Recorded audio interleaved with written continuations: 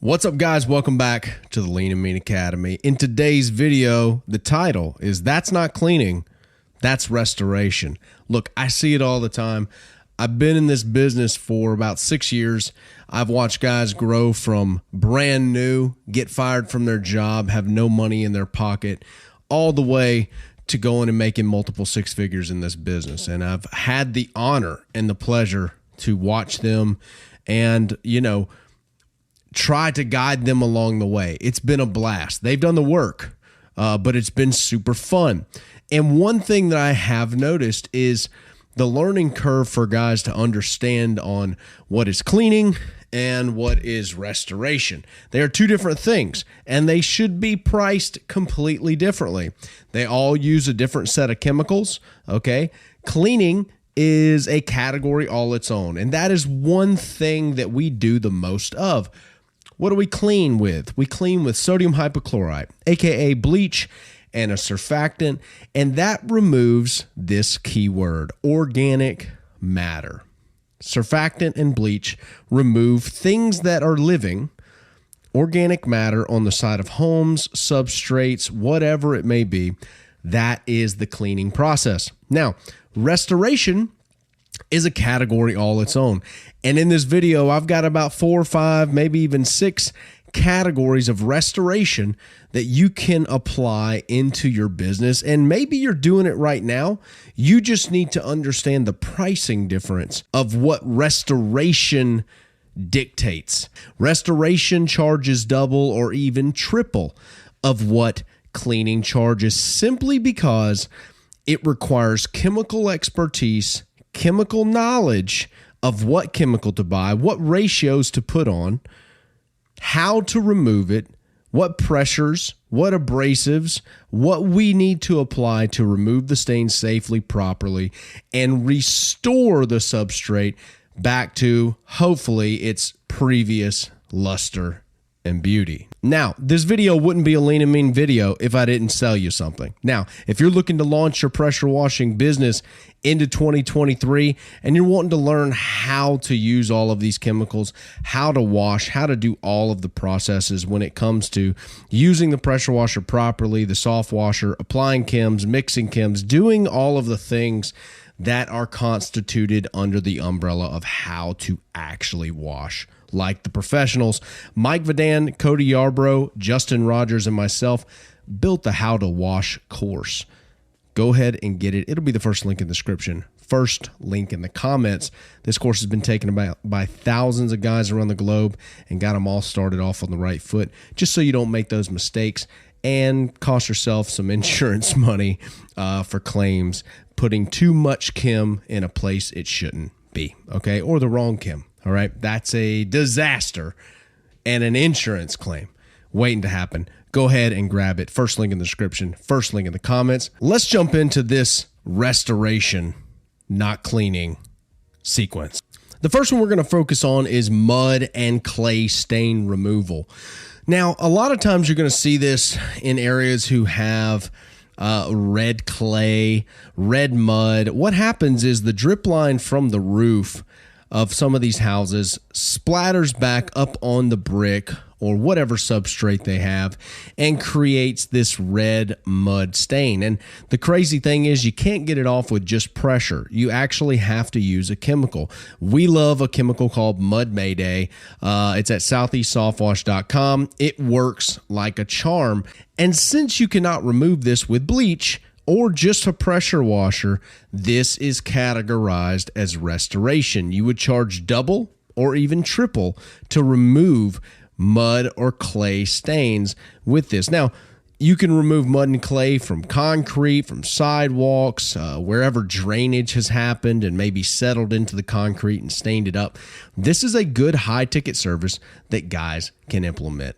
Now, the next one is called rust removal. This one's super popular when it comes to fertilizers or things that have leached out onto the concrete and set in stains. A lot of rust pop-outs happen in concrete. Even when railings, I knew there's this new kind of retro style railing that these companies are putting in for these modern buildings, and it's just this iron, and it leaches out. The rust leaches down the side of the wall, causing rust stains. These cannot be cleaned with bleach or water or pressure, and they require a rust removal chemical. We like Rust Rescue, again, over at Southeast Soft Wash. It works like a charm. This stuff is super bad. You have to get it by the pallet, and that because UPS will not ship it. So it's a super mean chemical, and that's how you're going to get out the rust stains.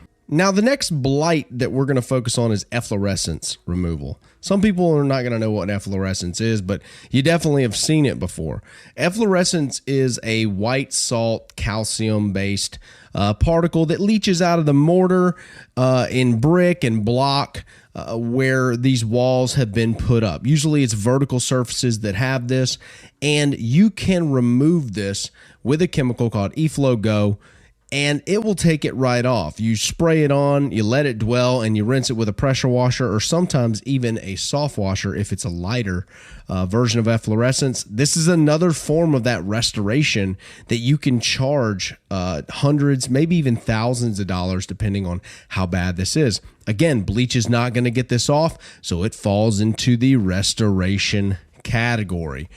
Graffiti removal. This one's very popular in the cities and areas where there's, frankly, more crime.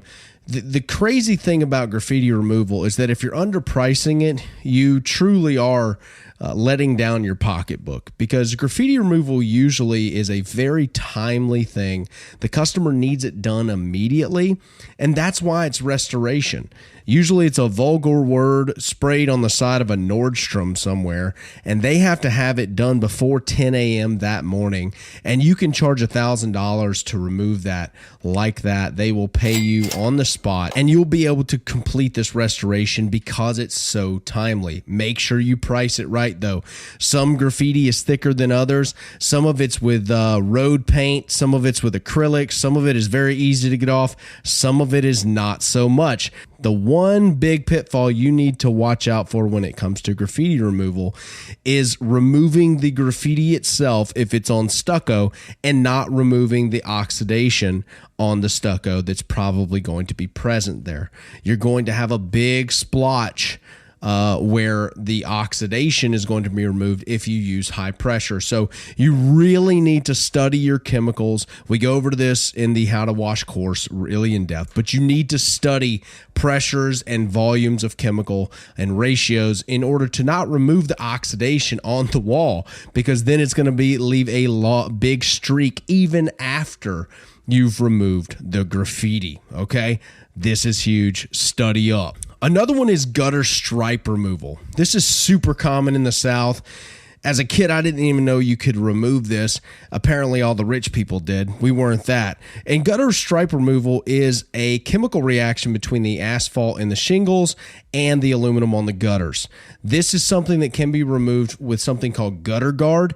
It is an oxidation remover, and it does this in an excellent way. You can't remove it with bleach. You could spray high pressure right up next to the gutter. The key, though, with gutter stripe removal chemicals is that you don't let them set too long, because they will remove the paint on the gutter. I promise you it will. You need to make sure you study up on the back of that jug. You need to understand the dwell times when it comes to gutter stripe removal. The last and final one that I'm going to talk to you guys today is oil removal from concrete. Okay, this is a restoration job, and it usually requires a heavy degreaser. The key with oil removal is that you don't overpromise and you just always overdeliver. When it comes down to overpromising, that is you telling the customer that you can make this concrete look brand new after an oil stain has been sitting there for a year or 2 years. That's just not going to happen. You're not going to be able to get it out 100%, but the restoration process would be you using a chemical. We love Dynamite Degreaser. It is super mean, super heavy, super hot mix. I wouldn't get any on you. It'll probably burn your skin off, but it will take the most oil out of that concrete possible, even with a cold water machine. Preferably, if you're going to do a lot of oil removal, you're going to be using a hot water machine. That's for those guys who are doing gas station pads. They're doing oily shops, cleaning things of that nature, all the way to the fast food restaurants. Oil removal is not cleaning, it is restoration. Now, think about this real quick. If you were to spray sodium hypochlorite on the concrete and just clean it off, remove all the organics from the concrete, that would be what? Cleaning.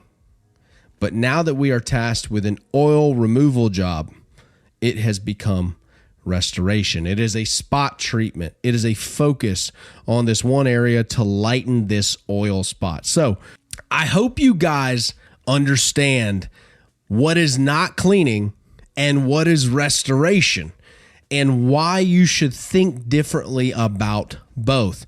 Restoration calls for double, even triple the price of what you would charge to clean it. That's a general idea on how I would charge. So you need to look at it. You need to say, how much chem am I going to use? What is the expertise I have to know how to use this chem and not kill the landscape or not damage certain pieces of this building, like certain degreasers you don't want to get on aluminum. Right? That's key. You need to know that, okay? There's a lot of chemical reactions that, frankly, backyard chemists can damage things. And we've seen it all the time. You can drive around town and see stucco that has been completely ripped apart from somebody putting a surface cleaner or one of those mini surface cleaners on a wall, removing graffiti, and it has removed all the oxidation on the wall, which you would think would be good. But now they got this big splotch of surface cleaner swirl marks on their stucco and their drive it. And it is just something that's going to have to be recoated or even repainted. But if you repaint it, you got to remove the oxidation. So if you've watched this far into the video, thank you guys. Give this video a like. Go ahead and subscribe to the channel. And if you've watched this far in the video, go ahead and comment below bleach won't cut it, and I'll hashtag you a let's go, baby. All right, guys, I'll see you in the next video. This is the best place to be if you're starting a pressure washing business. Some of the things that they teach and sticking to the blueprint, I've already seen the results. Man, this page has done a lot for me. I've landed a lot of big jobs. Questions that I have, I just search inside the page itself and I could find answers and other things that I didn't even think about. This group has literally changed my business crazy amounts within the past month. It's awesome. I've gotten a lot of clicks out of it, a lot of info. Got a phone call today, scored a job off of that. It's a support group to help us local small pressure washing owners to really grow our business and expand it and help us stand out in our marketplace.